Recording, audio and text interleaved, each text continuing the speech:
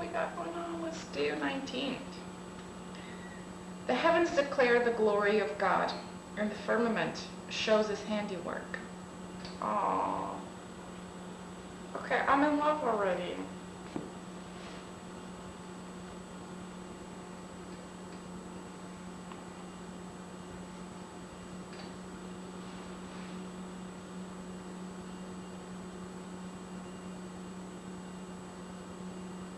Wow.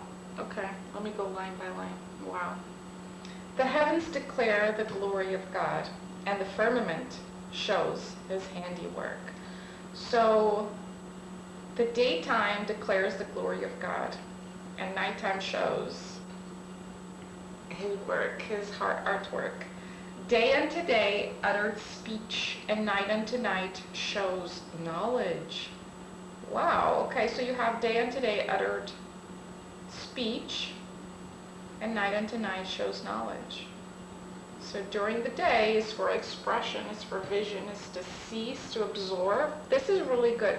Night unto night shows knowledge, but it's during nighttime, it's during sleep time that the things that, the speech that is uttered becomes knowledge.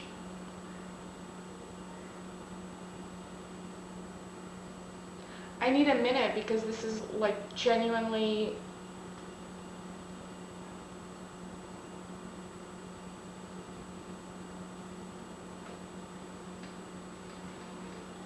I've never,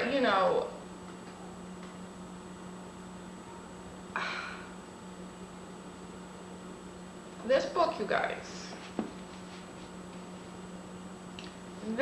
this is the Holy Bible, will change your life. I read, 2 verses and I'm speechless.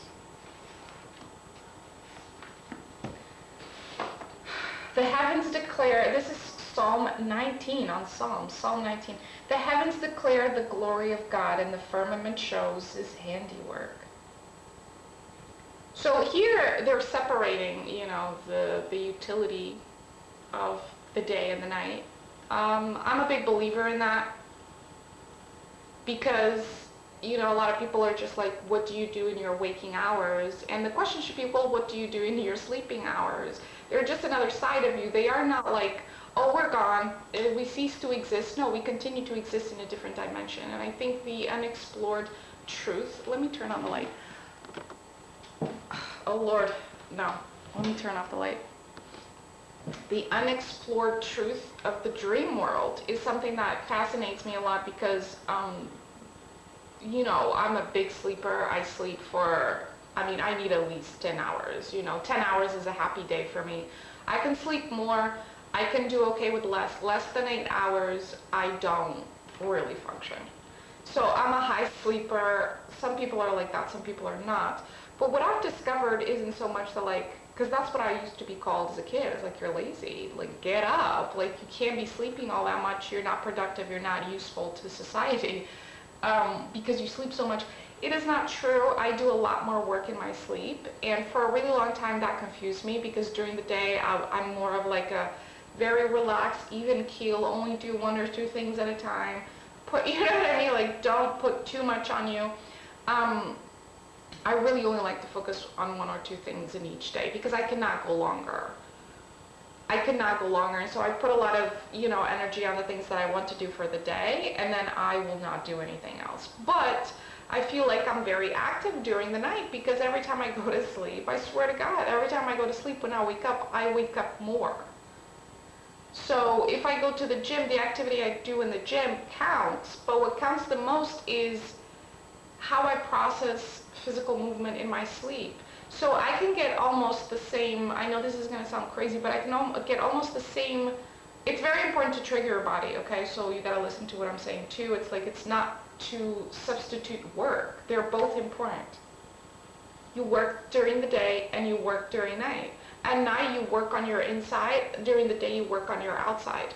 And it says right here, I'm a big believer in that. I was like, no, sleep isn't a break. Sleep is the other side of work, is the work that is inwards. And now I'm reading this verse, and again, it was completely unplanned. I didn't know what I was going to read. I just opened the Bible and I let the spirits take over, and again, we're on Psalm 19. The heavens declare the glory of God, and the firmament shows his handiwork. So the heavens is everything that's outwardly, it's daylight, is what I can see in my waking days. But then the firmament, meaning the night, boom, shows his handiwork. It shows you how things work like a clock on the inside. Day unto day uttered speech, and night unto night shows knowledge. Day unto day you express, and at night you learn. You understand, like, what is it that, what's my voice, and then during the day you share it. But it's at night that work is done. I am overwhelmed already, and I just started. But let's go to number 3, because it's even crazier. That's even crazier. This is verse number 3 on Psalm 19. There is no speech nor language where their voice is not heard. This is insane. There is no speech nor language where their voice is not heard. Internal language, sleep language, the language and the you know what I mean, like the scenarios, the conversations you're having as you're sleeping are as heard as the ones you're having on the outside. And more, there's no language or speech that is not heard. Between you and the universe, the conversation is always ongoing. You could be very nice to people on the street. I was like, oh yeah, you go ahead. And internally, you have a very nasty dialogue that both are being heard. The fact that they don't match is a problem. Should match. But whatever, that's a story for another chapter. There is no speech nor language where their voice is not heard. You go to sleep and your dreams tell a story that's a voice that you're projecting. And the universe hears all of them. It's not just the ones you want the universe to hear. It's not just the prayers you want God to answer. It's not just the ones that you think count. Everything counts. Everything counts. There is a law, Brian Tracy said that, is the law of accumulation. The law of accumulation. Everything counts. There is no speech, no language where their voice is not heard.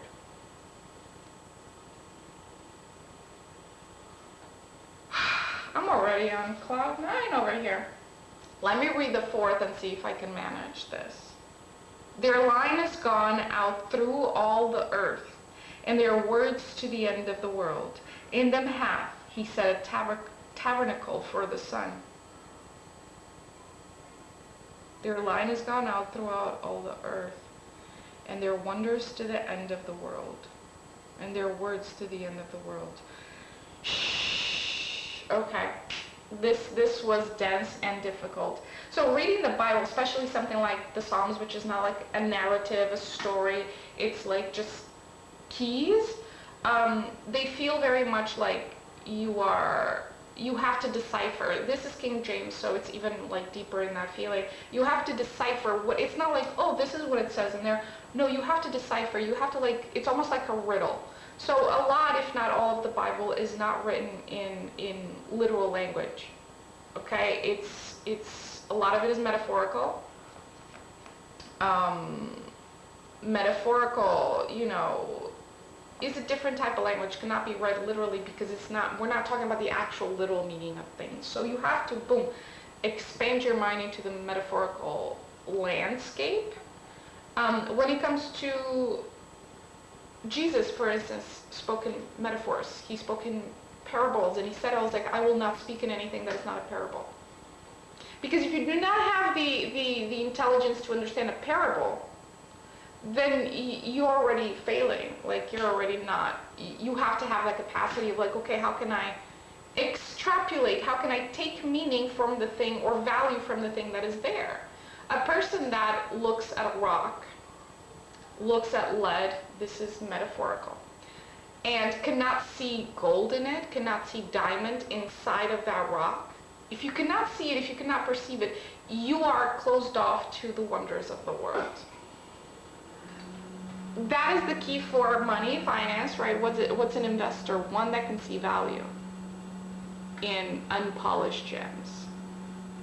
If you can look at the land and say there might be water here, you have a good chance. If you can say like